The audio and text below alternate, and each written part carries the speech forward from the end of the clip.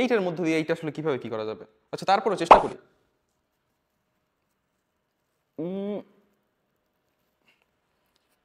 একটা তো ঠিক যাইতে আছে, এগুলো এখন কিভাবে ঠিক করব? না, দেখি তো দুইটা কইরা, দুইটা করার কি দরকার? একটা যাইতে আছে না, এর মধ্যে দুইটা কেমনে আমি ইনসার্ট করব? এইটার মতো করতে হবে, হাই ভোল্টেজ কেবলের মতো। দেখি তো, হাত দিয়ে তো সম্ভব না এগুলা। তারপর আমার বলতেছে এগুলা করতে, আমি তো টাইম ওয়েস্ট করতেছি, কত সময় নষ্ট হইতেছে আমার এগুলা করতে। না, আমি এই জব করতে চাই না, আমি জব চেঞ্জ করব, আমি যত তাড়াতাড়ি পারি আমি জব চেঞ্জ করব।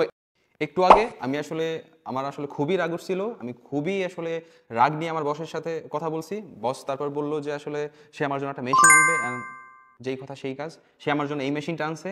তো এখন আমার চেক করার পালা আসলে এইটা ওয়ার্ক করতেছে কি করতেছে না, আমার প্রবলেম সলভ করতেছে কি করতেছে না। ওকে, লেটস ট্রাই।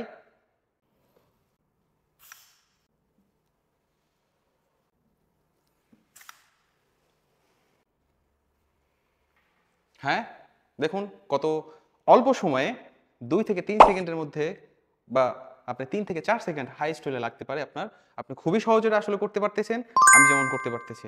খুবই ইজি এটা আসলে পরিচালনা করা, একটা একটা ট্যাব আর আপনার সব কিছু কমপ্লিট হয়ে যাচ্ছে।